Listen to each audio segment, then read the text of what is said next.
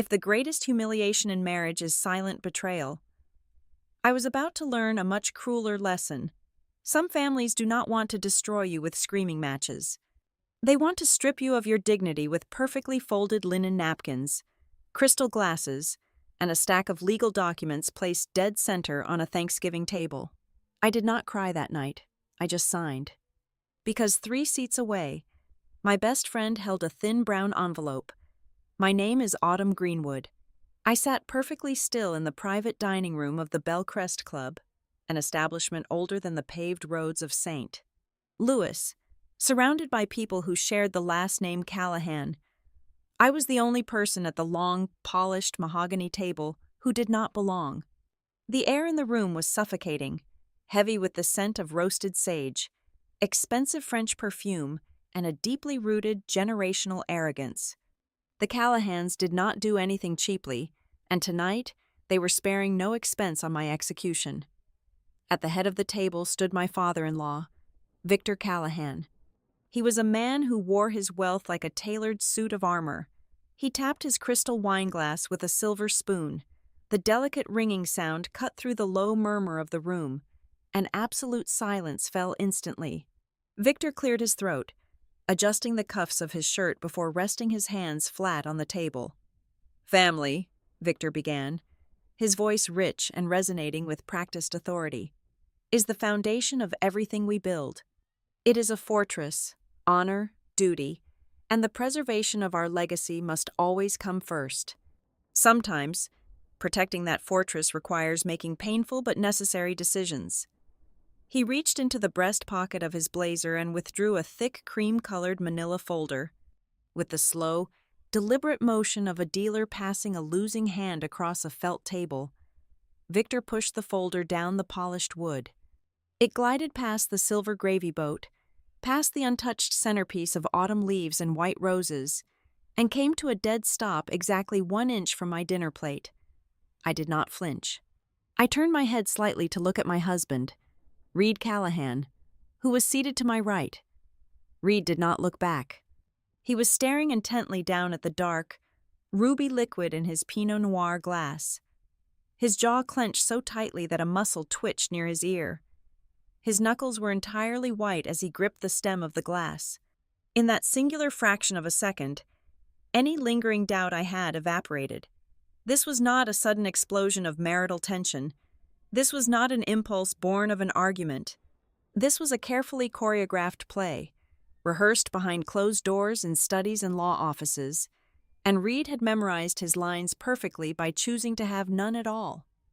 I shifted my gaze to the rest of the table. The silence stretching down the 20-foot expanse of mahogany was terrifying.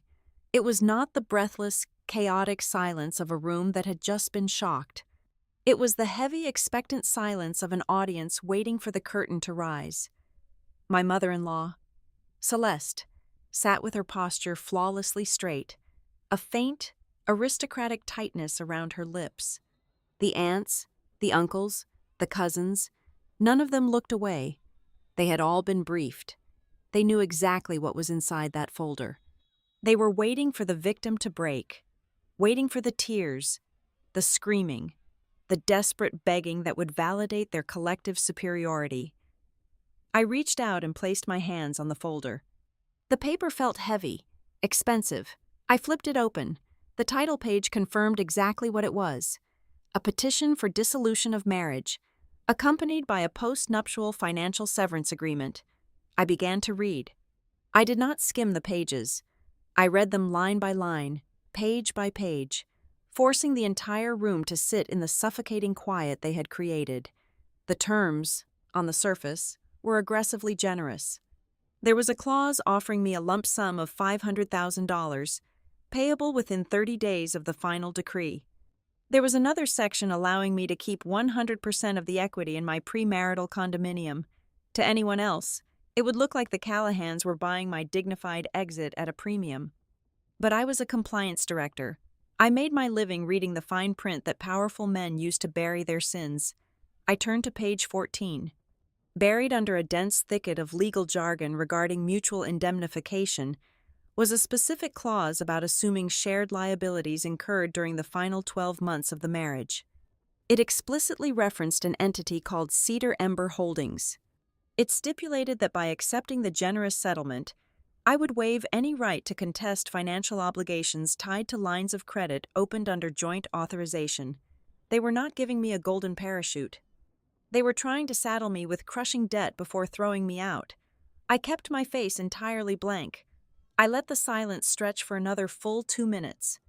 I could hear the antique grandfather clock ticking in the corner of the room. 3 seats down the table, on the opposite side, sat Tessa Vale. She was my best friend, my +1 for the evening, and the only other person in the room who did not share Callahan blood. Tessa sat unnaturally still. Her hands were folded neatly in her lap. Draped over the back of her chair was her heavy camel wool coat. Hidden deep inside the inner breast pocket of that coat was a thin brown envelope. It was unassuming, practically weightless, yet I knew it contained the power to rip the gilded facade off the entire Callahan legacy in a matter of minutes. I did not smile at Tessa. I did not give her a reassuring nod. We simply held eye contact for 3 seconds, a silent confirmation of the trap we had already set. I reached into my purse and pulled out my favorite pen, a heavy brass fountain pen I had bought for myself when I got my first promotion. I uncapped it with a soft click. All around the table, posture shifted. Victor leaned forward slightly, his eyes narrowing. Celeste's impeccably manicured fingers dug into the linen tablecloth. They were waiting for the hesitation. They were waiting for me to ask questions, to demand a lawyer, to throw the glass of wine in Reed's face. Instead, I turned to the final page of the document. I smoothed the thick paper flat with the palm of my left hand. I pressed the nib of the pen to the signature line. The scratching sound of the metal nib against the paper echoed loudly in the silent dining room. I signed my full legal name with a steady, unbroken rhythm. I turned back to the financial disclosure addendum and signed that as well. Every stroke was precise. Every loop was perfectly measured.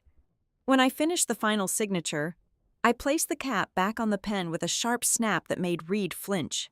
I closed the folder, aligned its edges perfectly parallel with the edge of the mahogany table, and pushed it exactly 2 inches back toward the center. I did not cry. I did not slam my fists against the wood. I did not push my chair back and run weeping into the cold Saint Louis night. I simply lifted my chin and looked up. I looked at Reed, who finally raised his eyes to meet mine, only to instantly pale at the total absence of grief in my expression. I looked at Celeste, whose confident smirk had faltered into a confused, nervous frown. Finally, I locked eyes with Victor Callahan. His chest was no longer puffed out with patriarchal triumph. He looked like a man who had just stepped on a floorboard and heard it crack beneath his weight.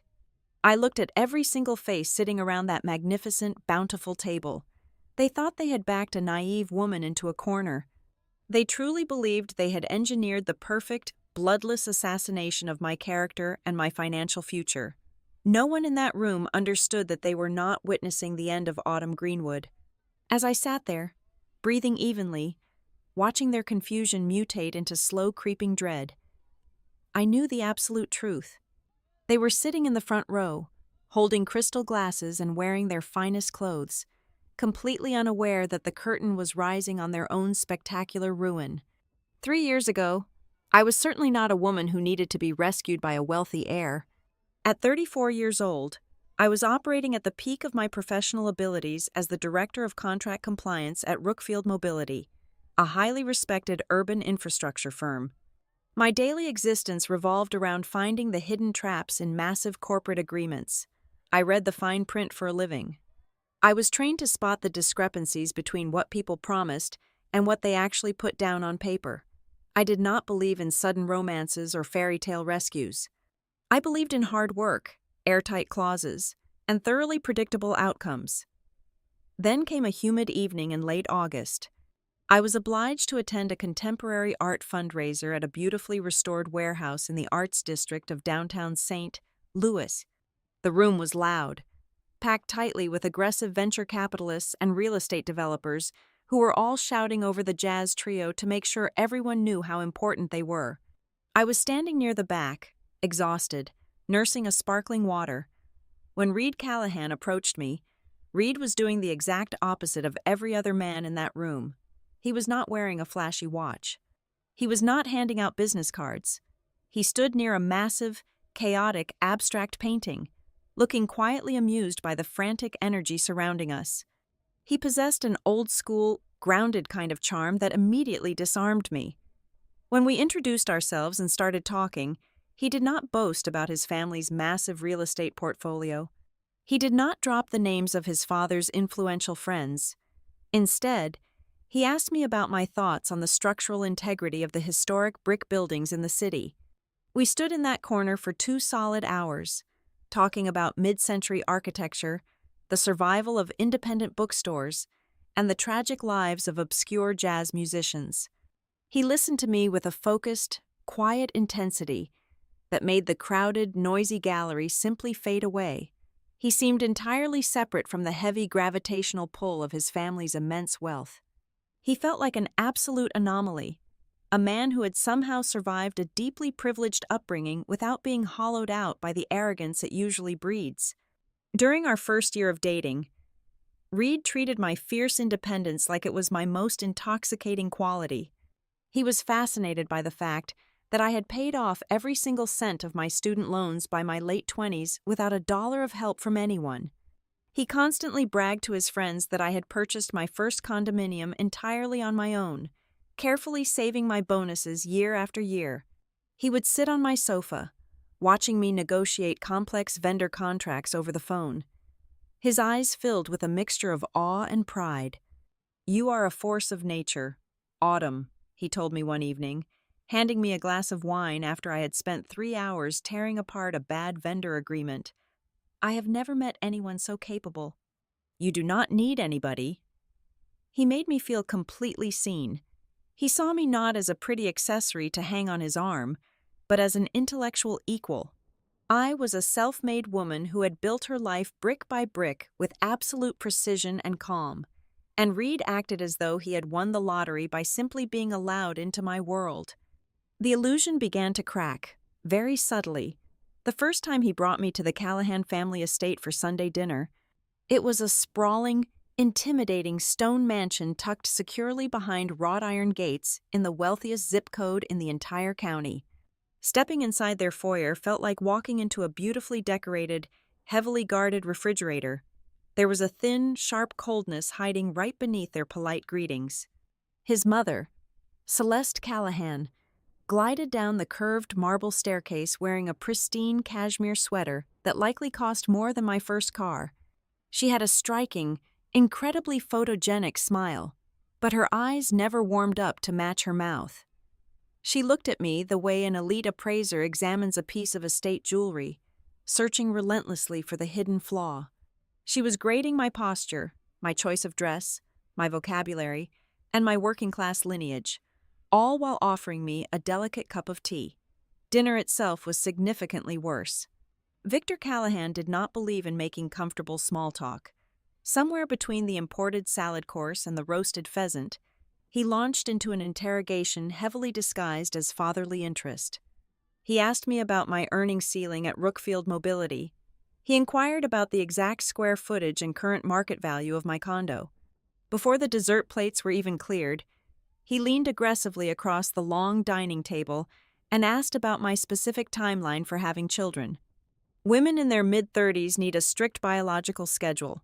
Autumn," Victor said, swirling his expensive cognac. "Family planning is not something you leave to chance. It is an investment strategy." I maintained my composure, answering his incredibly invasive questions with polite, vague corporate speak. I did not let them see me sweat. But in the quiet car ride home, I stared out the window at the passing streetlights, feeling a deep knot forming in my stomach. Reed reached over the center console and squeezed my hand tightly. "I am so incredibly sorry about them," Reed said, his voice soft, pleading, and deeply apologetic. "My dad is just terribly blunt. They are a bit traditional. That is all. They are just overprotective of me because of the family business. I was deeply in love with him, and when you are truly in love, you quickly become a master at rationalizing the brightest red flags. I told myself it was simply a natural clash of social classes. I was a practical, working-class girl who had clawed her way up the corporate ladder, and they were entrenched old money trying to figure out if I would ruin their perfect country club portraits. I convinced myself that their behavior was just an unpleasant hurdle, not a genuine warning of things to come. 14 months later, our wedding was a masterpiece of superficial perfection. It was an extravagant, meticulously planned affair covered heavily in the local society pages. There were cascading white floral arrangements, a 12-piece jazz band, and a curated guest list packed tightly with local politicians and chief executive officers. The photographs were absolutely flawless. To the outside world, I was the incredibly lucky bride stepping effortlessly into a modern American dynasty. But during the reception, while the band played a slow, romantic tune and the guests danced, Victor pulled me aside near the towering champagne fountain. He placed a heavy, warm hand on my bare shoulder. His grip was just slightly too tight, crossing the invisible line from affectionate to controlling. "You looked absolutely beautiful today." "Autumn," Victor said, his voice dropping an octave so only I could hear him over the music. "Welcome to the fold. You will learn very quickly that the Callahans always protect what belongs to them." At the time, flush with expensive champagne and the overwhelming adrenaline of the day, I smiled warmly and thanked him. I genuinely thought he was talking about shelter. I thought he was officially welcoming me into his sanctuary, promising that his powerful family would stand behind me like an impenetrable shield against the world. It took me 3 brutal years to finally understand that Victor Callahan did not mean protection. He meant ownership. Looking back from that silent Thanksgiving table, the hardest truth for me to swallow was not that I had been cruelly tricked. The hardest truth was that I had completely ignored the fundamental terms of the deal. I did not walk into that marriage because I was a naive, starry-eyed girl blinded by a large diamond ring and a handsome face. I walked into it because I made a fatal, arrogant miscalculation. I was so incredibly confident in my own strength, so sure of my ability to hold my ground in any boardroom, that I drastically underestimated the sheer, consuming power of a family that views marriage purely as a corporate merger. I thought I was marrying a man with a gentle voice and a kind heart. I did not realize I was signing a binding contract with a syndicate. The reality of marrying into the Callahan family did not arrive like a sudden storm. It crept in like a slow leak in an immaculate ceiling, the kind you do not notice until the expensive plaster is already rotting from the inside out.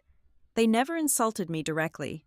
Men like Victor and women like Celeste considered raised voices and overt hostility to be vulgar displays meant for people who could not afford better manners. Instead, they weaponized their etiquette. Their disapproval was delivered through perfectly roasted Sunday dinners, unsolicited pieces of advice offered over antique porcelain teacups, and deeply invasive questions disguised as tender familial concern. Every interaction was a meticulously crafted reminder that despite the heavy platinum band on my left hand, I was merely a guest in their house, and my residency status was always under review. The most persistent campaign came from Victor. It started about 6 months into our marriage, during a supposedly casual dinner at their estate. He waited until the staff had cleared the main course and poured the port wine before casually sliding a thick, leather-bound prospectus across the mahogany table toward me. He suggested, with the smooth, hypnotic cadence of a seasoned corporate raider, that I should take an extended leave of absence from Rookfield Mobility. He framed it as a temporary favor, a unique and highly lucrative opportunity for me to step in and oversee a new compliance division they were building from scratch at Callahan Urban Holdings. A husband and wife should not pull their financial energies in 2 completely separate directions. "Autumn," Victor said, swirling the dark liquid in his crystal glass. "You are undeniably brilliant at what you do. I have seen your track record, but why waste 60 hours a week protecting the interests of strangers when you could be fortifying your own family's assets? We could double your current salary by the first of the year, and you would be building equity in your own future." I pushed the leather binder exactly 3 inches back across the table with a polite but unbreakable smile. I explained to him that my entire professional reputation, my very identity in the corporate world, was built on objective, third-party oversight. I told him I never, under any circumstances, mixed compliance work with personal or familial Amelia interests, because the exact moment a conflict of interest arises, the integrity of the entire audit is fatally compromised. I spoke to him as one professional to another, fully expecting him to respect the rigid boundary I was drawing. I was profoundly wrong. The temperature in the dining room plummeted instantly. Victor did not argue, raise his voice, or push the binder back. He simply stared at me. The paternal warmth he had been projecting vanished from his eyes in a fraction of a second, replaced by the cold, calculating stare of a man evaluating a suddenly hostile and unpredictable variable. He nodded once, very slowly. From that exact moment forward, he stopped looking at me as a daughter-in-law, to be groomed for society, and started looking at me as an operational obstacle to be managed and eventually neutralized. If Victor attacked the autonomy of my career, Celeste targeted the core of my character. Her chosen battlegrounds were the country club patio, the charity luncheon circuit, and the private boxes at the symphony. She never confronted me alone. She was far too strategic for that. She always waited until we were surrounded by her wealthy friends or influential extended family members to launch her perfectly polite surgical strikes. She would sigh dramatically, touching my forearm with a freshly manicured hand, and lament to the group about how terribly exhausted I always looked.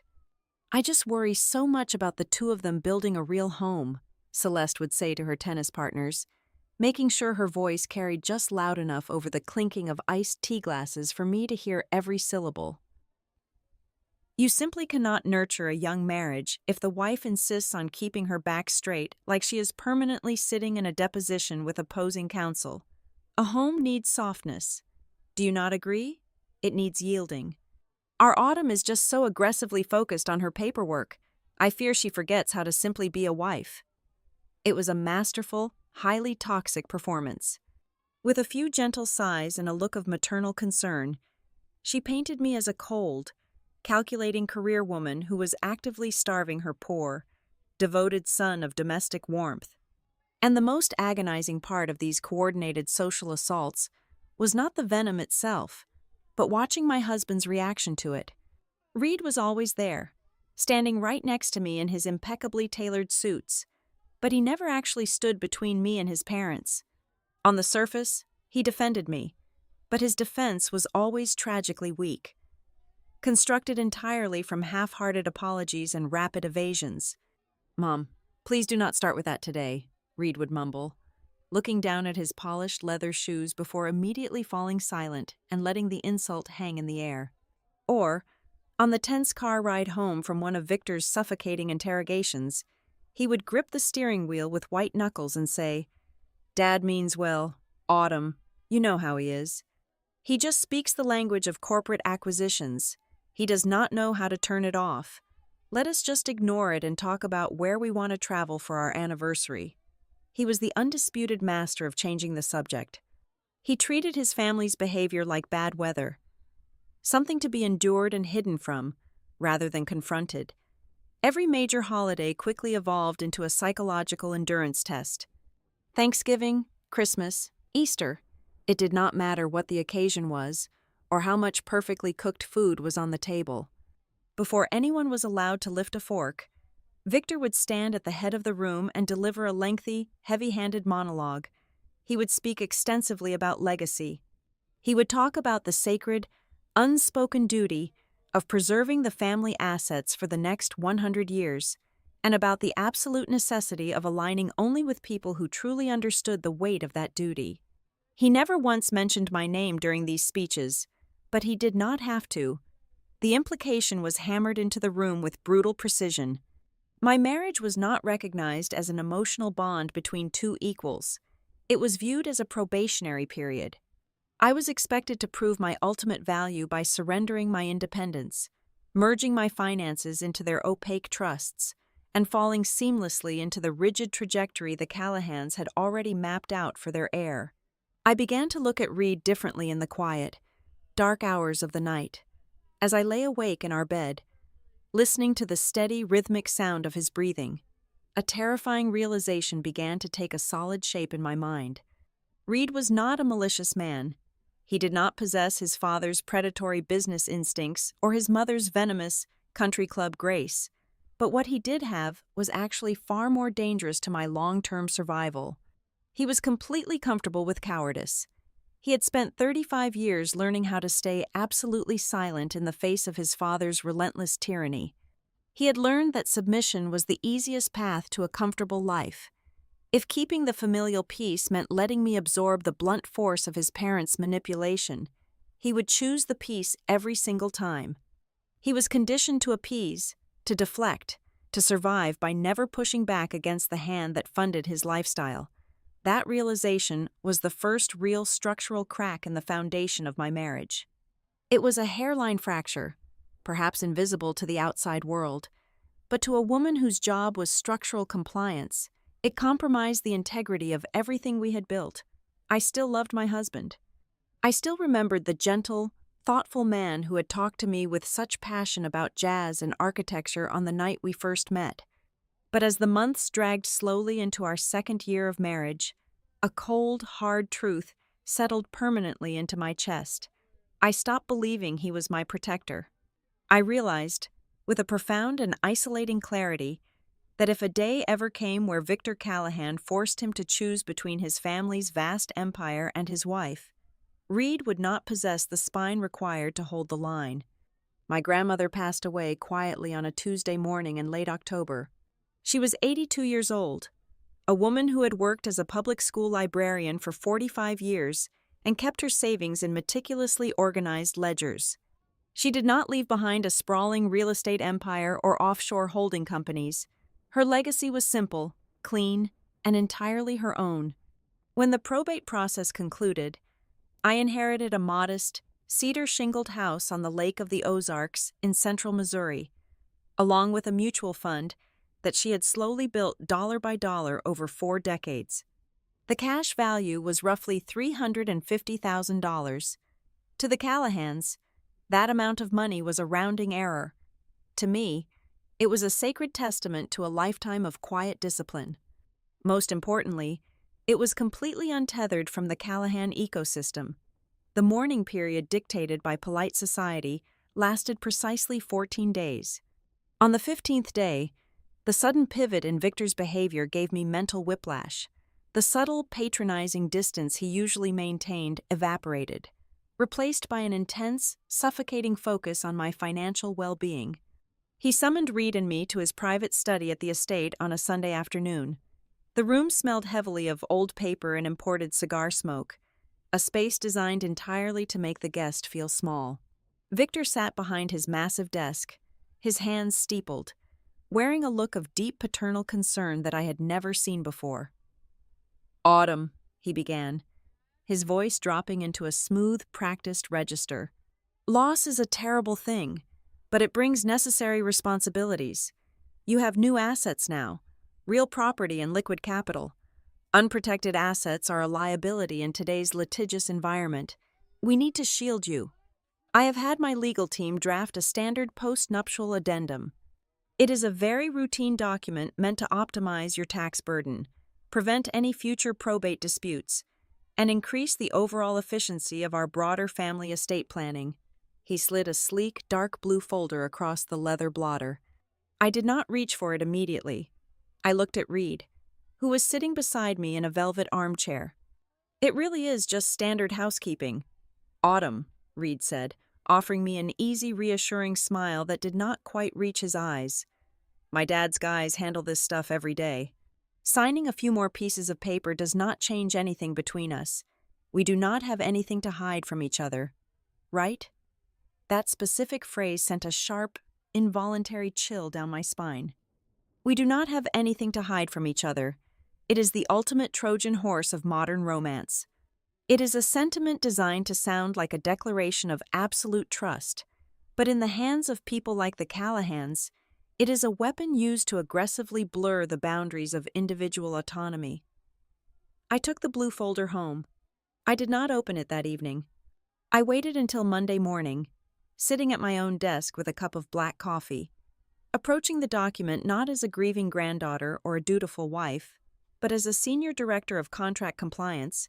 I read the 40-page document with the clinical detachment of a surgeon looking for a tumor. It took me exactly 2 hours to find the trap. The first 30 pages were filled with standard boilerplate language about separate property and tax mitigation, exactly as Victor had promised. But buried deep within Section 8, under a misleadingly titled subsection regarding mutual asset preservation, the language suddenly shifted. It contained incredibly vague, sweeping clauses defining joint financial obligations. The document stipulated that in the highly unlikely event of a family liquidity crisis, my separate, independently held assets could be legally utilized as collateral to secure emergency bridge loans or to satisfy collective debt covenants. They were not trying to protect my grandmother's lake house or her mutual fund. They were building a legal bridge to access my clean assets in case their own heavily leveraged investments ever went underwater. They wanted the right to use my inheritance as a sandbag against their own potential floods. That Friday, I stood in the kitchen of our house, holding the unsigned document. Reed came up behind me, reaching for a glass of water. "I am not signing this, Reed," I said quietly, turning to face him. "At least, not until I have an independent, third-party attorney review every single paragraph." The change in his demeanor was instantaneous. The casual, easygoing husband vanished, replaced by a tense, defensive stranger. "Are you serious right now?" Reed demanded, his voice rising in genuine frustration. "You are acting like my father is trying to steal from you. It is a standard protective measure. Why do you always have to turn our marriage into a hostile corporate audit? You are too guarded. Autumn, it is exhausting." I looked directly into his eyes, refusing to back down. "A decent, honest man is never afraid of transparent paperwork." "Reed," I replied, my voice steady and cold. "If this document merely protects me, as your father claims, then his lawyers will have no problem defending these specific clauses to my lawyer." He slammed his glass down on the granite counter and walked out of the room. The fallout was swift and intensely punitive. The moment I communicated my demand for independent counsel to Victor, the heavy iron gates of the Callahan family slammed shut. Celeste stopped pretending to tolerate my presence. At a charity gala the very next week, she publicly turned her back on me when I approached her social circle. A deliberate, icy maneuver that signaled to everyone in the room that I had been formally excommunicated. Victor abandoned his guise of paternal mentorship entirely. He looked right through me when we were forced to be in the same room. But the most insidious part was the coordinated whisper campaign that immediately followed. During a Sunday brunch hosted by Reed's cousin, I walked toward the terrace and overheard two aunts talking softly near the mimosa station. "It is such a shame," one aunt murmured, sipping her drink. "Reed gives her the world, and she still treats this family like an adversary. She is just not truly invested in their shared future. It makes you wonder what her real motives are." They were not creating these narratives out of thin air. They were repeating the talking points that Victor and Celeste had systematically distributed. The family spoke to each other extensively behind my back, constantly reinforcing a shared fiction. They were painting me as the paranoid, ungrateful interloper who cared more about her own bank account than her husband's family. The definitive blow, however, was delivered with breathtaking arrogance during a small gathering at the estate just before the Thanksgiving holidays. We were standing in the grand foyer, surrounded by a dozen extended relatives and business associates. I was putting on my coat, preparing to leave early. Victor was holding court near the fireplace, a scotch in his hand. He looked directly at me, raising his voice just enough to ensure the entire room fell silent and listened to his verdict. "You know," Victor said, swirling the ice in his glass with a slow, deliberate motion, "I have learned a hard truth about the modern world. Bring down their own house." A few people chuckled nervously. Reed stood 3 feet away from his father, staring intently at the marble floor, choosing his familiar, cowardly silence. I did not argue. I did not defend myself. I simply buttoned my coat and walked out the front door into the freezing autumn air. As I drove down their long, winding driveway, the absolute clarity of my situation washed over me. Victor's public insult was not just a cruel remark. It was a formal declaration of my role in their unfolding drama. They had already decided how this story would end. I was going to be the arrogant, uncooperative woman who tore down her own house, providing them with the perfect, clean excuse for whatever ruin they were quietly preparing to unleash upon me. I was no longer a wife. I was a target. The notification arrived on a mundane Thursday morning at exactly 7:15. I was standing in the kitchen, pouring my first cup of black coffee, when my phone vibrated against the marble countertop. It was an automated alert from my primary credit monitoring service.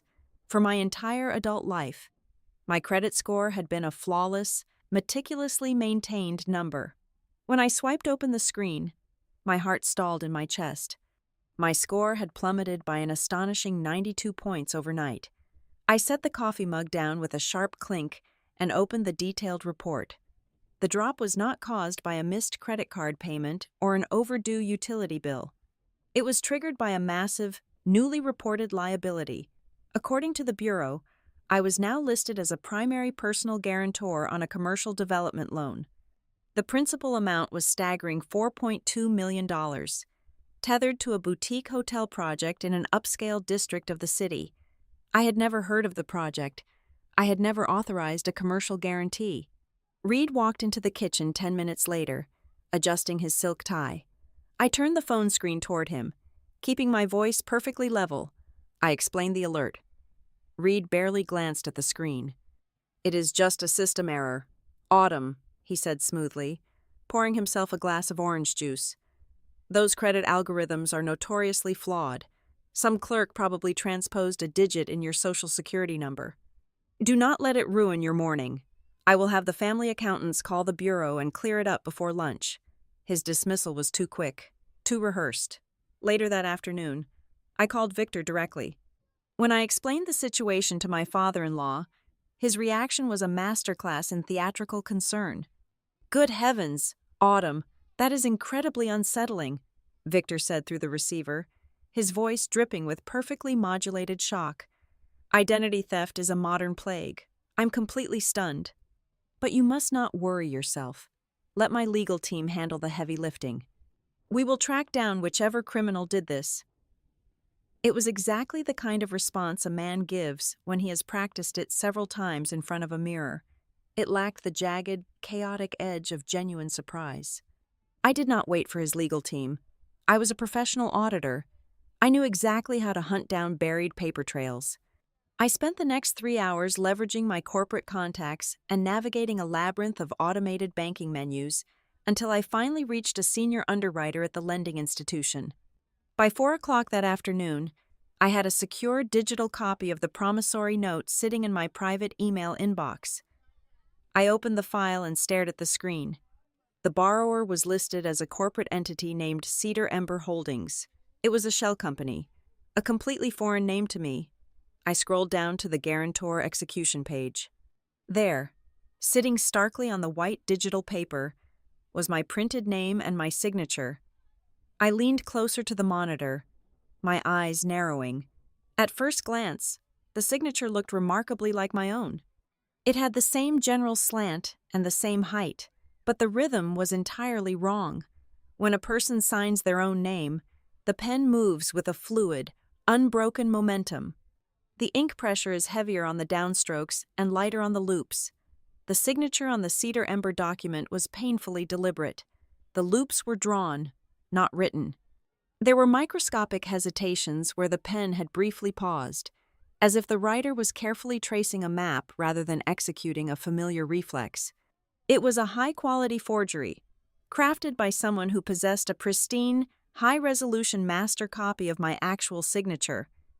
A terrifying paranoia began to seep into my office. I started connecting the invisible dots scattered across the past few weeks. I realized that my physical mail had been unusually sparse. 2 consecutive monthly statements from my primary, independent checking account had simply never arrived at our home address. Acting on pure instinct, I logged into a dormant cloud storage account that Reed and I had set up years ago to share household utility bills. I had not used it in at least 8 months. I navigated to the security settings and pulled up the active session log. 2 days ago, at 3:15 in the morning, there had been a successful login. The Internet protocol addressed the IP address, matched our home Wi-Fi network, specifically originating from the device identifier assigned to Reed's personal tablet. I left work early and went home. I waited in the living room until Reed returned from his office. I did not offer him a drink. I did not ask about his day. I stood by the fireplace, holding a printed copy of the forged guarantee, and confronted him directly. "I pulled the file for the boutique hotel loan," I said, my voice dangerously calm. "The borrower is Cedar Ember Holdings. My signature on the guarantor line is a forgery. Bank statements have been disappearing from our mailbox. And your tablet was used to access my old digital files at 3 in the morning." For the first time since I had met him, Reed did not shrink away. He did not offer a weak apology or try to change the subject. Instead, his face flushed with a sudden, explosive anger. "You are completely out of your mind," Reed shouted, throwing his leather briefcase onto the sofa. "You are literally spying on me. You are tracking my Internet protocol addresses. You have become completely obsessed with money. Autumn, you are utterly paranoid. You are treating our marriage like a criminal investigation, and I am sick and tired of being treated like a suspect in my own home." It was classic, desperate deflection. He was trying to burn the house down with anger so I would not look at the blueprints. He stormed upstairs, slamming the bedroom door behind him. I did not follow him. I sat in the dark living room, letting the silence wrap around me, waiting patiently. At 9:45, I heard the heavy, muffled sound of the master bathroom shower turning on. The water pressure hissed loudly through the pipes. I walked quietly up the stairs and slipped into our bedroom. The bathroom door was shut, a thick cloud of steam rolling out from underneath it. I walked directly over to his nightstand. His old tablet was sitting on top of a stack of hardcover books. My hands were remarkably steady as I picked it up. He had not changed his passcode. I typed in the 4-digit number and the screen unlocked. I bypassed his email and went straight to the local file manager. I searched for recently modified folders. There it was. An unsynced, locally stored folder simply titled, with my initials. I tapped the icon. The contents loaded instantly, and the air physically left my lungs. It was a meticulously organized archive of evidence. There was a high-resolution photograph of my state driver's license. There was a scanned copy of my Social Security card. There was a cropped, perfectly isolated image of my signature, lifted directly off a joint tax return from 2 years ago. And sitting right at the bottom of the folder were 5 different draft versions of the Cedar Ember Holdings loan agreement, charting the exact progression of how my name was slowly woven into the trap. Reed had not just looked the other way. He was the inside man. He had actively gathered the rope and handed it to his father. I stood in the dim light of the bedroom, listening to the rushing water of the shower. I did not shed a single tear. My heart was not breaking. It was hardening into something cold and unrecognizable. I pulled my own phone from my pocket. I opened the camera application and systematically photographed every single file, every document, and every timestamp on his tablet. I opened a secure, encrypted browser, created a brand new email address with an anonymous provider, and sent the entire batch of photographs to myself. When I finished, I placed the tablet exactly where I had found it, ensuring its angle perfectly matched the groove on the book cover. I walked out of the bedroom and stepped into the dark hallway. The profound betrayal did not crush me. It liberated me. I finally understood the terrifying reality of my situation. I was not just a disliked daughter-in-law being bullied by wealthy aristocrats. I was not just being disrespected. I was being served up on a silver platter. They were preparing to use my pristine financial identity to absorb the shockwave of their own toxic debt. I was the collateral. And they were about to find out that this collateral knew exactly how to fight back. I did not go to work the next morning. Instead, I drove across town to a sleek, glass-fronted office building that housed Ledger and Pine Forensics. I needed someone who understood the anatomy of a financial crime. And more importantly, I needed the only person in the world I trusted entirely. Tessa Vale and I had shared a cramped dormitory room during our freshman year of college. While I had gone into contract compliance, Tessa had built a formidable career as a senior civil fraud investigator. She spent her days dismantling complex corporate embezzlements and tracing hidden offshore accounts. She was brilliantly methodical, entirely immune to panic, and fiercely protective. Tessa was waiting for me in a small, soundproof conference room. I did not waste time with tears or preamble. I opened my leather tote bag and emptied the contents onto the polished glass table. I laid out the printed screenshots from Reed's tablet, the credit bureau alert, and the forged guarantee for Cedar Ember Holdings. Tessa did not gasp. She did not offer empty, sensationalized sympathy. She simply pulled a yellow legal pad toward her, clicked her pen, and began to read. For 45 minutes, the only sounds in the room were the turning of pages and the sharp scratching of her pen as she made meticulous bullet points. She cross-referenced the dates, studied the forged signature, and traced the digital breadcrumbs Reed had carelessly left behind. Finally, Tessa set her pen down. She looked at me, her dark eyes entirely devoid of their usual warmth. It was the look of a seasoned investigator who had just uncovered a shallow grave. "They are not just preparing to divorce you, Autumn," Tessa said, her voice dropping into a low, clinical register that sent a violent shiver down my spine. "They are preparing a sacrificial lamb." She turned her laptop toward me and began to type rapidly into a proprietary public records database. "Let us look at Cedar Ember Holdings. The name is completely manufactured, designed to look like a generic real estate trust. But if we pull the state incorporation filings from 3 years ago and trace the registered agent, it leads to a commercial property management group." Tessa hit another key, bringing up a separate corporate profile. "And the managing director of that group is a woman named Mallory Kent." The name hit my chest like a physical blow. The air rushed out of my lungs. Mallory Kent was not a stranger. She was the woman Reed had dated seriously for 4 years before he met me. She was the woman his mother had always adored, the country club darling who fit perfectly into their manicured world. They had broken up allegedly because Mallory wanted to focus on her expanding business ventures, but her name had always lingered in the periphery of our marriage, a quiet ghost of the life Reed was supposed to have had. "Why is Mallory involved in this?" I asked, my voice barely above a whisper. Tessa highlighted a series of financial disclosures on the screen. "Because Mallory's boutique hotel project has been bleeding cash for 18 months. It is a catastrophic failure. Victor Callahan has been quietly pumping money into her development from multiple disguised sources to keep it afloat. But the risk profile is massive. If the project defaults, the creditors will pierce the corporate veil and come looking for the personal guarantors.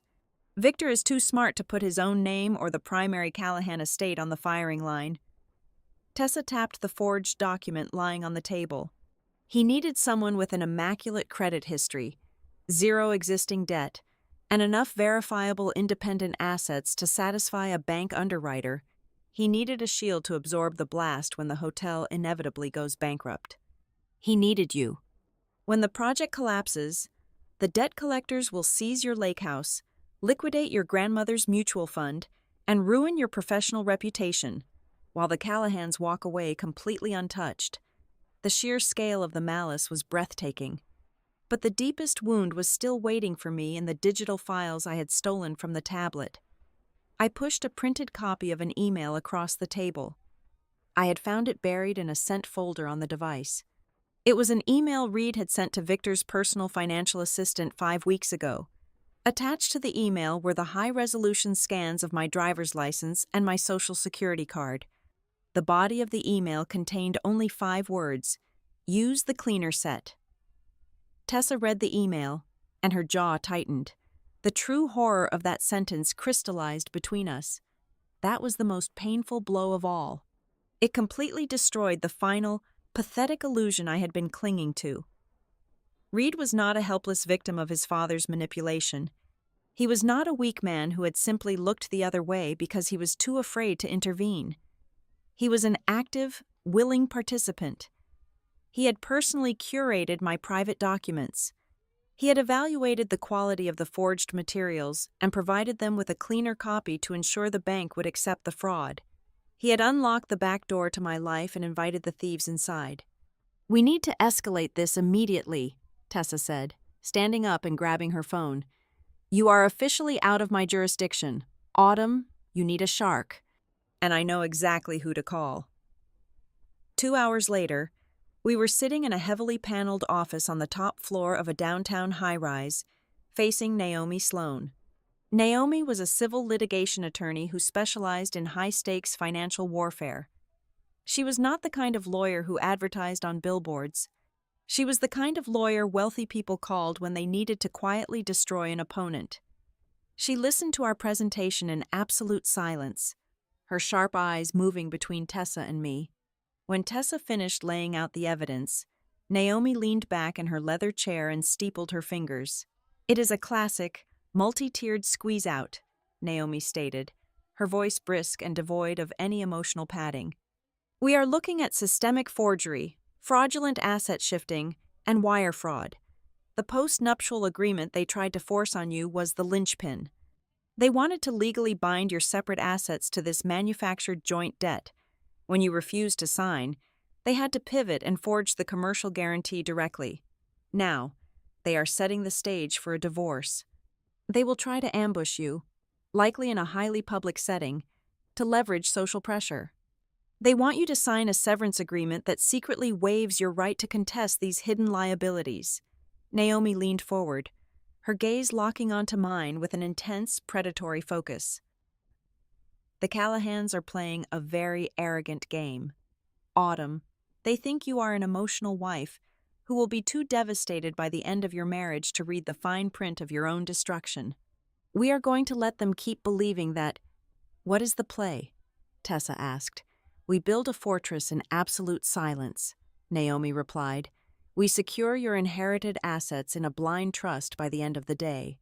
We file a preliminary injunction under seal to freeze the Callahan Urban Holdings accounts connected to Cedar Ember.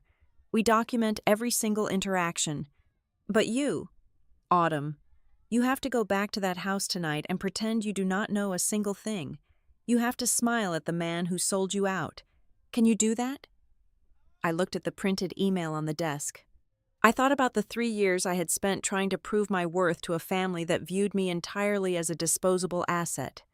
I thought about the man I had loved, the man who had handed my financial identity to his father like a corporate peace offering. "I can do it," I said. My voice did not tremble. When I finally left Naomi's office, the late afternoon sun was casting long, cold shadows across the city streets. I walked to my car and sat in the driver's seat. I did not turn the key in the ignition. I just sat there in the quiet isolation of the vehicle, gripping the steering wheel. I was no longer agonizing over how to save my marriage. The woman who had loved Reed Callahan had died somewhere between reading that credit alert and seeing Mallory Kent's name on a corporate ledger. As I stared out through the windshield, the grief was completely gone, replaced by a cold, operational clarity. I was no longer a wife trying to fix a broken home. I was a survivor walking out of an ambush, and it was time to start laying the traps for the people who had tried to bury me. The extraction of the deleted data from the tablet took Tessa precisely 48 hours. When she finally summoned me back to her office on a rainy Tuesday afternoon, the ground beneath my feet shifted entirely. We had initially viewed the forged guarantee as a desperate, isolated financial crime. We were wrong. The fraud was merely the administrative paperwork for a much larger, intensely personal replacement strategy. Tessa projected a recovered text message thread onto the glass wall of the conference room. The messages were between my husband and Mallory Kent. They had not started communicating recently. The timestamps dated back 8 full months. Mallory had not just reappeared in the Callahan orbit. Victor had officially hired her firm back in late February under the guise of a brand consultant for his struggling commercial properties. It was the perfect, legitimate cover for her to integrate seamlessly back into Reed's daily routine. I read the bright blue text bubbles glowing on the wall. They did not read like the desperate, passionate messages of two illicit lovers. They read like the correspondence of two mid-level managers discussing the pending termination of an inconvenient employee. I cannot stand another weekend of her interrogations. Reed had texted on a Friday evening in early May. She treats every conversation about the future like a hostile deposition. Just keep her calm and keep her isolated, Mallory had replied 3 minutes later. Once the restructuring is finalized, Autumn will no longer be an obstacle. We just need her signature on the final phase, and then we can get back to the original plan. The original plan. The phrase echoed in my hollow chest. The betrayal was so much darker and more clinical than a simple physical affair. They were not just trying to saddle me with a catastrophic debt to save their real estate portfolio. They were actively preparing to swap me out. The Callahans viewed my marriage as a defective vendor contract that was no longer serving its purpose. They were going to bankrupt me, discard me, and seamlessly slide Mallory right back into the empty chair at the Sunday dinner table, as if my entire existence had been nothing but a temporary administrative error. Naomi Sloan walked into the conference room, dropping a thick, red-tabbed binder onto the table. Her face was set in a hard, grim line. She had spent the entire morning running forensic asset traces on my husband's immediate trust disbursements. "It gets worse," Naomi said, taking a seat and opening the binder. "Victor is not just setting you up to take the fall for the hotel collapse. He has spent the last 90 days actively ensuring that Reed cannot be touched by the blast radius.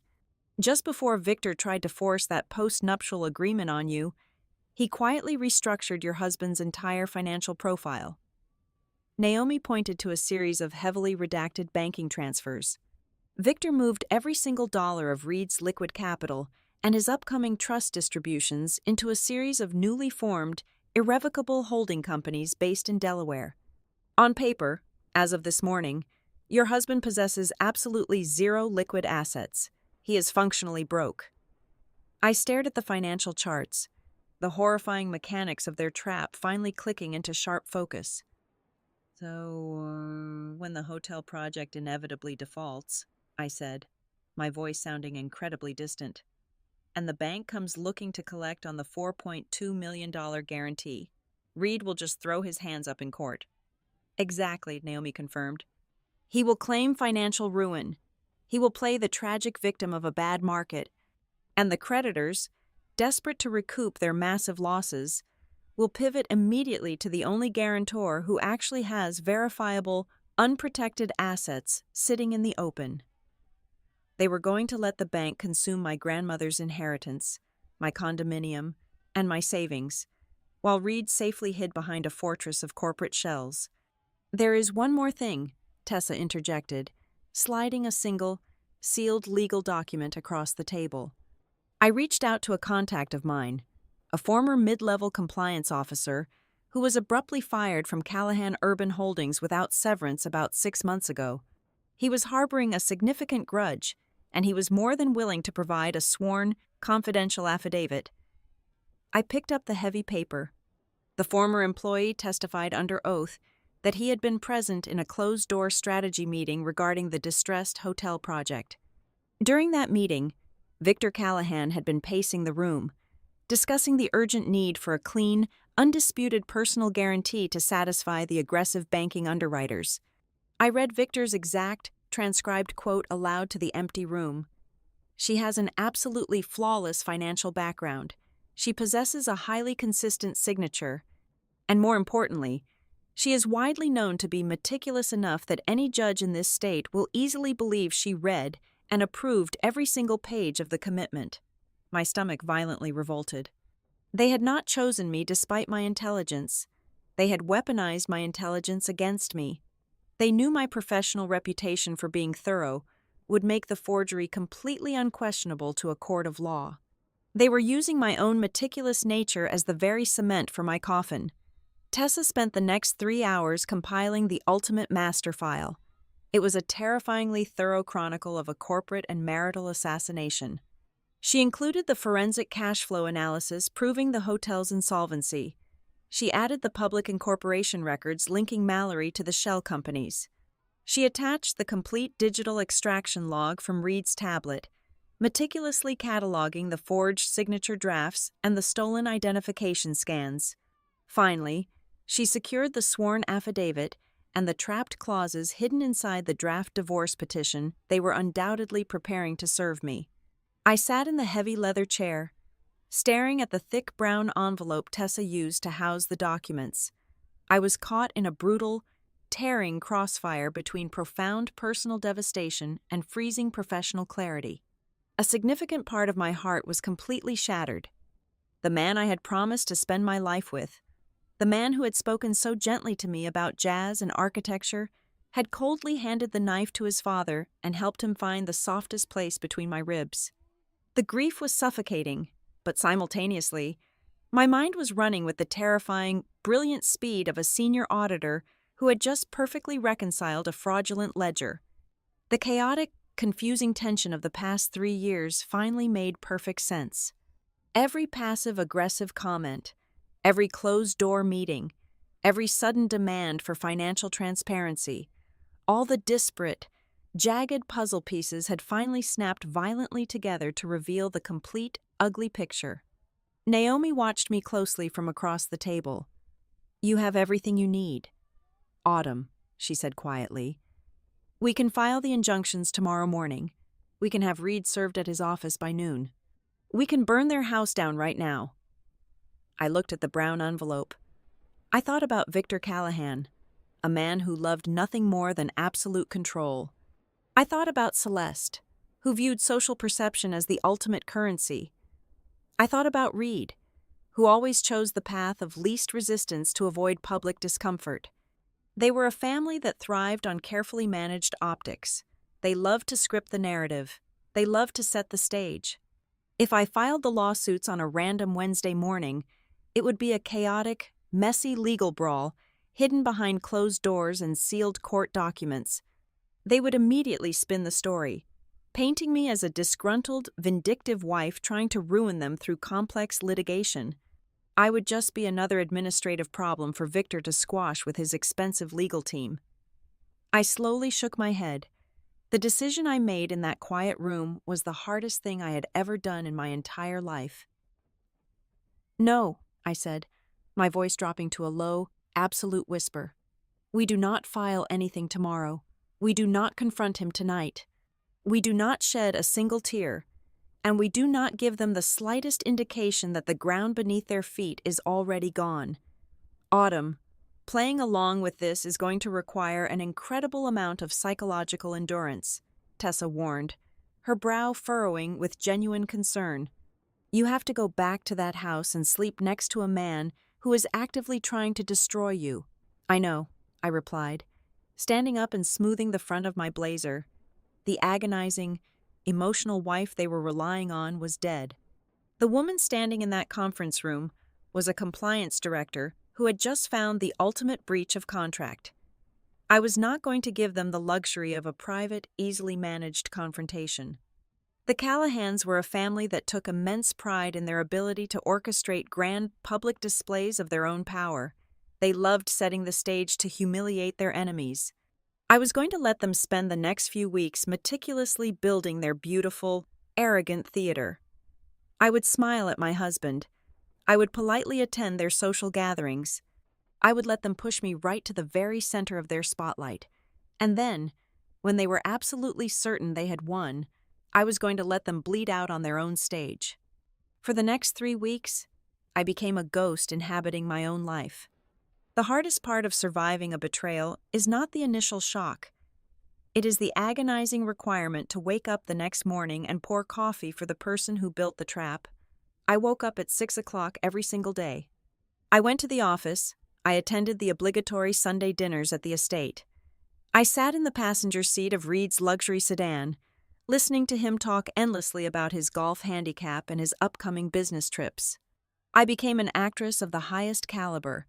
I answered my husband with a perfectly modulated, calm voice. I smiled warmly at Victor when he offered his hollow, patronizing advice over roasted lamb. I complimented Celeste on her floral arrangements. I gave them exactly what they expected to see a compliant, slightly anxious wife who had finally exhausted herself and surrendered to the overwhelming gravity of the Callahan family. Reed genuinely believed my silence was a form of yielding. He thought I had simply given up fighting about the financial boundaries. He had no idea that my silence was actually the sound of a predator patiently adjusting her grip in the dark. Behind that carefully constructed facade, I was methodically dismantling my entire existence under the strict, brilliant guidance of Naomi Sloan. We started with the digital infrastructure. On a quiet Tuesday night, while Reed was fast asleep down the hall, I sat on the floor of my home office and severed every invisible wire connecting my life to his. I changed the passwords to every single personal account I owned. I revoked all shared access protocols on our cloud storage servers.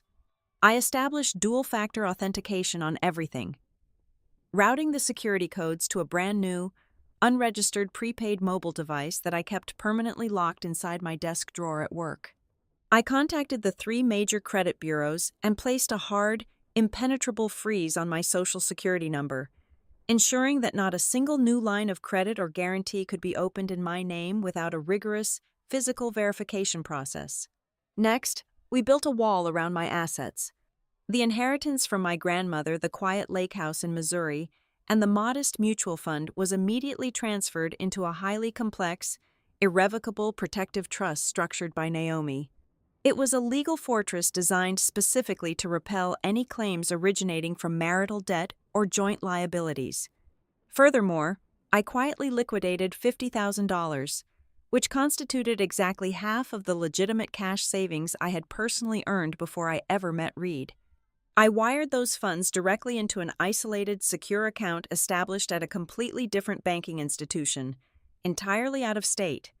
Naomi warned me that families like the Callahans always execute their financial strikes on Friday afternoons. They would attempt to drain the joint checking accounts at the very last second to completely starve me of resources and force a quick, desperate settlement. I made sure I would not be left hungry when they finally locked the pantry doors. While I was securing the perimeter, Tessa was actively monitoring their offensive movements.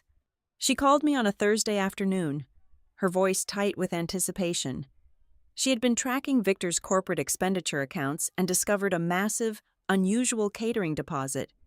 Victor just booked the grand dining room at the Bellcrest Club for Thanksgiving night, Tessa told me over the phone. I pulled the vendor list through a contact. He ordered imported floral centerpieces, a string quartet, and a custom menu. Autumn. I saw the preliminary guest list. He invited the entire extended family, 3 of his most aggressive corporate board members, and half a dozen prominent local politicians. This is not a holiday dinner. He is building a courtroom. When I relayed this information to Naomi, she leaned back in her heavy leather chair and nodded slowly, a grim smile forming on her face. She saw the architecture of their strategy instantly. It is a public execution, Naomi deduced, tapping her pen against the desk. Victor is a man who deals exclusively in leverage. He knows that if he serves you divorce papers and that toxic severance agreement in the privacy of your own home, you might fight back. You might call a lawyer. But if he pushes that folder across a dining table in front of 50 influential people, he traps you in a social vice. If you scream, cry, or refuse to sign, you instantly become the hysterical, ungrateful woman ruining a sacred family gathering. You validate every terrible rumor they have whispered about you. But if you sign it quietly to avoid making a scene, he wins everything. Naomi paused, looking me directly in the eyes. He is engineering a narrative, Autumn. He wants to establish the public story that you voluntarily walked away, overwhelmed by the pressure, after secretly causing them severe financial distress. The sheer arrogance of the plan was staggering. I agreed to attend the dinner without a moment of hesitation. My mother, June Greenwood, did not share my cold resolve. I drove to her small, beautifully kept house in the suburbs on a Sunday morning to tell her the entire truth. My mother was a gentlewoman who had spent her life teaching kindergarten. Deception of this magnitude was entirely foreign to her. When I explained the forged signatures, the hidden debt, and the impending ambush at the country club, she wept. She did not cry out of sadness. She cried out of a fierce maternal rage. "You need to pack your bags right this second." "Autumn," my mother pleaded, reaching across the small kitchen table and gripping my hands with surprising strength. "Let us get in my car and drive to Chicago today. We will stay with your aunt. You do not have to sit in a room with those monsters.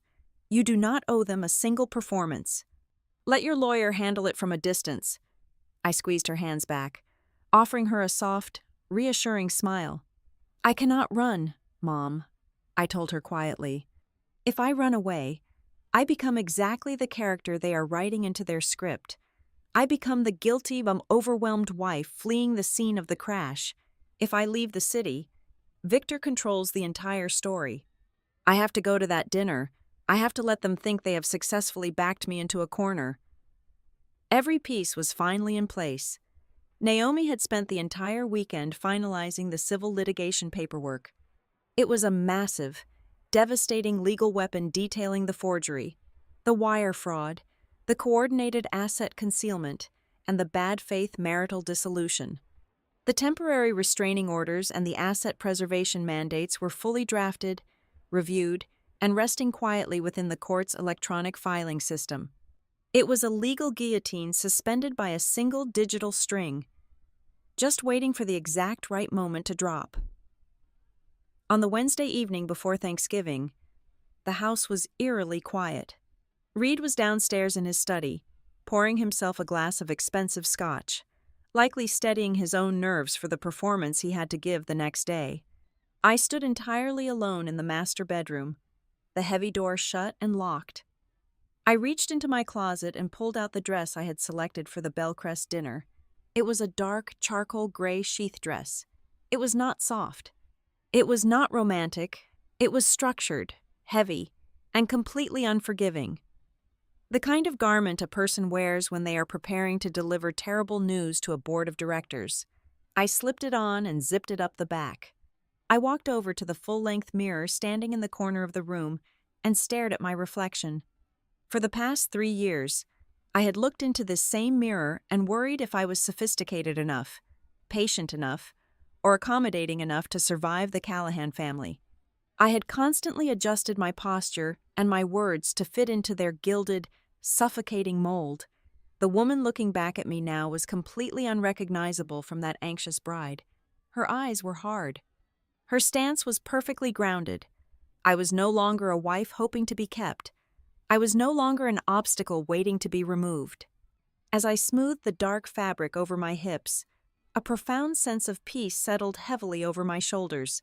I was a woman preparing to step directly into the exact spot where I had been marked as prey, armed with the absolute certainty that I was bringing the slaughterhouse with me. Thanksgiving morning arrived with a bitter, biting chill that stripped the last remaining leaves from the oak trees lining our street. Inside our house, however, the atmosphere was suffocatingly warm. Reed woke up at 7 o'clock and immediately began acting with a bizarre, manufactured tenderness. He brought a cup of coffee to the bedroom, setting it gently on the nightstand. He asked if I had slept well. He offered to iron the coat I planned to wear. This sudden influx of affection did not warm my heart. It turned my stomach. It was the desperate, belated gentleness of an executioner offering a condemned prisoner a lavish final meal. He was trying to buy a clear conscience. He wanted to look back on this morning and tell himself that he had been a good husband right up until the very end.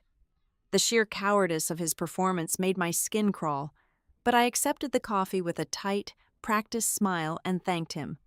The drive to the Bellcrest Club took exactly 45 minutes. We rode in his heavy luxury sedan, the interior smelling faintly of expensive leather and the subtle citrus cologne he always wore.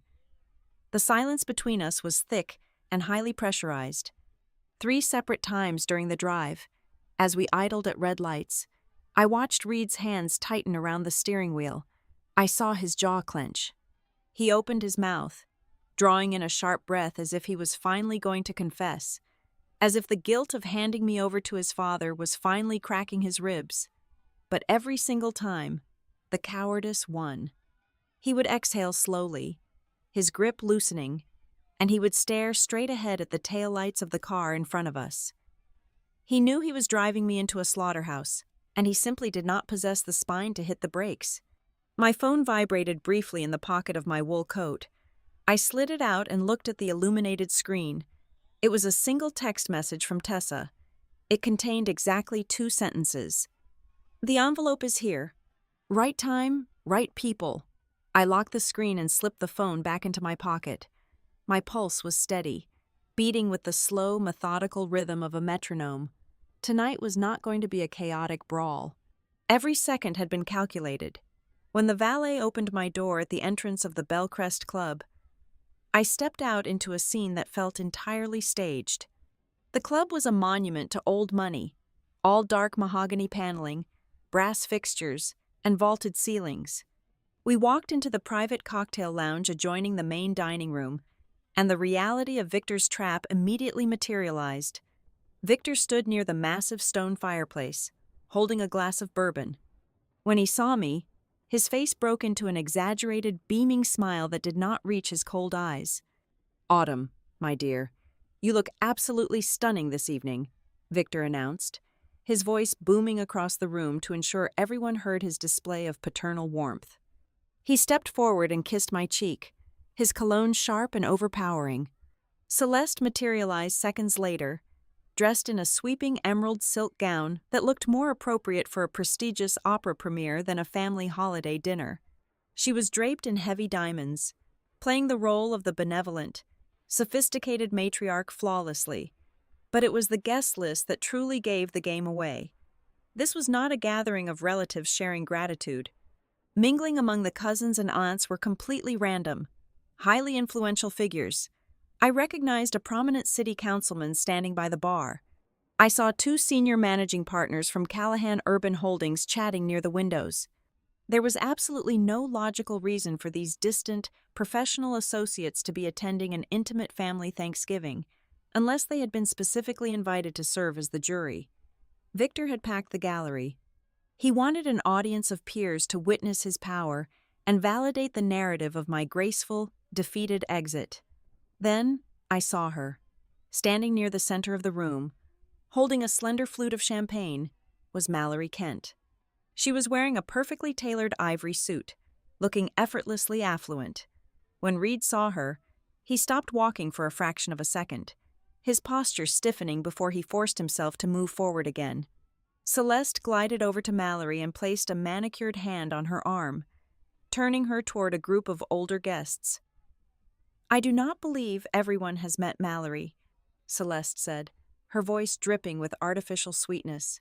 "She has been doing absolutely phenomenal work acting as the new communications consultant for the family's charitable foundation." The introduction was so incredibly clean, so beautifully sanitized, that it actually made me want to laugh out loud. A communications consultant for a charity, it was the perfect disguise, allowing Mallory to stand right in the middle of the Callahan family portrait without raising a single eyebrow. I watched Mallory and Reed from across the room, to the untrained eye. They looked like 2 polite strangers. They did not touch. They barely even made direct eye contact. But I was not an untrained observer. I was a woman who had spent the last 3 weeks dissecting their digital footprints. I saw the micro-expressions. I saw the way Reed's shoulders relaxed slightly when she stood within a 5-foot radius. I saw the way Mallory's gaze flicked to his hands, then to his face, conveying a silent, shared understanding. It was a deeply toxic, feigned indifference. It was the specific, heavy kind of intimacy that only exists between 2 people who are actively guarding a very dirty, very lucrative secret.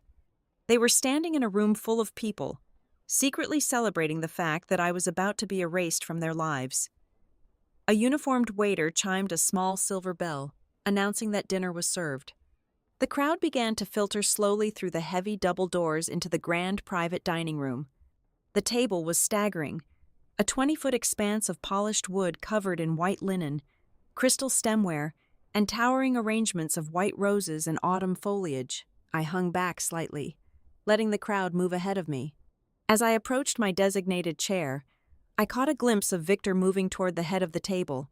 He thought no one was watching him. With a swift, practiced motion, he slid a thick, cream-colored manila folder onto the seat of his chair, immediately sitting down to conceal it beneath his suit jacket. It was the exact, calculated movement of a man who had rehearsed this precise moment in front of a mirror a dozen times. He had positioned his weapon. He was just waiting for the appetizers to be cleared before he drew it. I stepped up to my chair, located right next to Reed, and sat down. The room was buzzing with the low, sophisticated hum of wealthy people discussing golf courses and stock portfolios. I reached out and gently touched the heavy, starched edge of the linen napkin folded perfectly on my pristine white plate. The fabric felt rough against my fingertips. I did not look at my husband. I did not look at my father-in-law or the woman waiting in the wings to replace me. Instead, I shifted my gaze down the long expanse of the table, past the silver gravy boats and the flickering taper candles. 3 seats away, on the opposite side of the mahogany table, Tessa Vale was looking right back at me. She was sitting with her back perfectly straight, her heavy camel wool coat draped casually over the back of her chair, concealing the thin brown envelope resting in the inner pocket. Our eyes met and locked. There was no fear in Tessa's expression, and there was absolutely no grief left in mine. We shared a single, silent beat of complete understanding. The Callahans were smiling, drinking their expensive wine, and basking in the glow of their own perceived invincibility. They thought they had written the perfect final act. But as I smoothed my napkin onto my lap, I knew the absolute truth. In just a few short minutes, this family was going to permanently lose control of their own story, and they were never going to get it back. The main course had barely been cleared when Victor Callahan stood up at the head of the long mahogany table. He picked up his crystal wine glass and tapped it with a heavy silver spoon. The sharp, clear ringing sound instantly silenced the 50 people in the room. Conversations halted mid-sentence. The string quartet playing softly in the corner immediately lowered their bows. "Family," Victor began, his voice projecting across the room with the practiced cadence of a politician. "Loyalty, responsibility, these are not merely words to the Callahans. They are the bedrock of our legacy. However, preserving a legacy requires making difficult choices. Sometimes, grave mistakes are made by those we welcome into our fold. And when those mistakes threaten the foundation of this family, we are forced to protect ourselves." He reached beneath his tailored suit jacket, pulled out the thick manila folder he had hidden on his chair, and pushed it firmly down the center of the table. It slid past the flickering taper candles and came to a dead stop directly in front of my plate. I did not look at the folder right away. I looked at the people around me. Reed sat frozen to my right, staring intensely at his own hands, his silence a monumental testament to his cowardice. Celeste sat perfectly straight, her chin lifted in a portrait of aristocratic victory, and standing just behind Reed's chair, hovering near the archway like an understudy waiting for her cue to step onto the stage, was Mallory Kent. Her presence was deliberately timed. She was the visual confirmation to every influential guest in that room that my removal had already been processed, and the replacement had already been selected. I slowly reached out and opened the folder. The top document was the petition for dissolution of marriage. Behind it lay the post-nuptial severance agreement. I read the pages with a deliberate, agonizing slowness, forcing the entire room to wait in suffocating silence. It was exactly what Naomi had predicted. Hidden within the seemingly generous alimony clauses were ironclad legal waivers designed to make it entirely impossible for me to contest any joint financial liabilities incurred prior to the date of the signature. I reached into my clutch, pulled out my brass fountain pen, and uncapped it. I signed the absolute minimum required pages for the divorce petition, moving my hand with a chilling, mechanical calmness. I did not sign the financial waivers. When I placed the pen down, Victor's chest visibly expanded. He genuinely believed he had just executed the perfect, bloodless corporate coup. Before Victor could open his mouth to offer a patronizing toast to new beginnings, the chair 3 seats down scraped loudly against the hardwood floor. Tessa Vale stood up. She did not look at me. She kept her eyes locked entirely on Victor. She reached into the inner pocket of her heavy camel coat, pulled out a thin brown envelope, and walked with measured, deliberate steps toward the head of the table. She dropped the envelope directly onto Victor's pristine white dinner plate. The heavy thud echoed loudly in the silent room. "Before you continue your fascinating narrative about an irresponsible wife," Tessa said, her voice carrying the sharp, undeniable authority of a federal investigator, "I highly suggest everyone at this table review a few legal documents that received a judge's official stamp at 4 o'clock this afternoon." Victor frowned, his confident facade slipping for a fraction of a second. "Who are you, and what is the meaning of this disruption?" he demanded, his voice tightening. Tessa ignored his question. She reached into the envelope and pulled out a stack of paper. Sliding the top pages toward the center of the table where the corporate board members and the city councilmen were seated. "Inside that envelope, Victor," Tessa announced clearly, "you will find a certified forensic analysis confirming that the signature on the $4.2 million commercial guarantee for Cedar Ember Holdings is a direct forgery. You will also find the digital Internet Protocol logs, proving that the forged materials were accessed and transmitted from your son's personal device." A collective, sharp intake of breath rippled across the dining room. The influential guests, people who relied heavily on their own pristine reputations, suddenly looked terrified to be sitting at that table. Tessa was not finished. She pulled out another sheet of paper. "You will also find a copy of the emergency injunction granted by the district court today, immediately freezing all asset transfers originating from Callahan Urban Holdings. The judge was highly concerned by the evidence of wire fraud and fraudulent asset concealment." Victor's face drained of all color. The arrogant patriarch vanished, replaced by a desperate, cornered man. "This is absolute slander," Victor hissed, slamming his hands flat against the table. "You have no right to bring fabricated garbage into my private gathering." "It is not fabricated, Victor," Tessa replied, her voice dropping to a lethal calm. "And the final document in that stack is the reason why." She slid a single, brightly printed piece of paper directly in front of Reed. "That is an email your son sent to his former girlfriend, Mallory Kent, on October 12th. I believe everyone should hear what he wrote." Tessa paused, letting the silence stretch before delivering the final, fatal blow.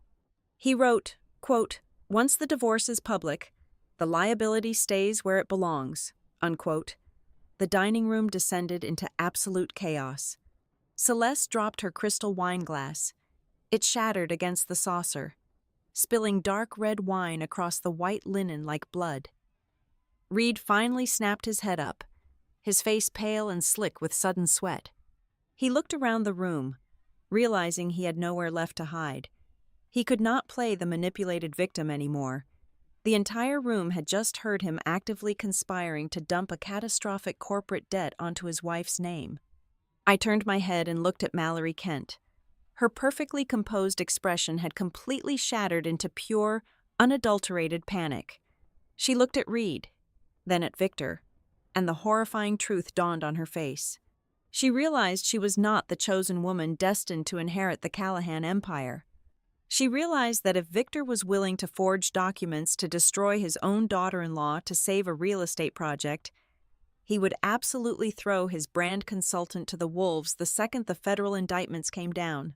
She was just another disposable asset. I stood up. I did not yell. I did not throw my napkin. The power of my position required absolutely no volume. "I am not leaving this marriage as a defeated failure," I said, my voice cutting cleanly through the frantic murmurs of the panicked guests. "I am walking away as the woman who caught her husband and his family trying to use my clean name to cover up their own massive financial collapse. I will gladly accept the divorce. But the systemic fraud, the forgery, and the attempt to steal my inheritance will be pursued to the absolute fullest extent of the law. You wanted a public trial tonight. Victor, you just got one." I did not wait for a response. I turned my back on the magnificent, bountiful table. I walked out of the private dining room, down the long, carpeted hallway of the Bellcrest Club, and pushed through the heavy brass doors into the freezing November night. I did not take a single piece of the Callahan family with me. I left all of their gilded illusions bleeding out on the mahogany table. 6 months later, the dust finally settled. The Callahans, terrified of the catastrophic public relations disaster and the looming threat of federal fraud charges, chose to settle the civil lawsuit quietly and aggressively. My inheritance remained completely untouched. My professional reputation was fortified. Reed finalized his bankruptcy. A quiet, broken man hiding behind his mother's remaining trust funds, I bought a new house, entirely in my own name. I started a new chapter on the exact foundation I had poured with my own 2 hands. I was no longer an obstacle. I was no longer a daughter-in-law. For the first time in a very long time, I was simply Autumn Greenwood, the woman who walked into an ambush and walked out with the absolute truth standing firmly by her side. Thank you so much for listening to this story. I would love to know where you are listening from, so please drop a comment below so we can interact and share our thoughts together.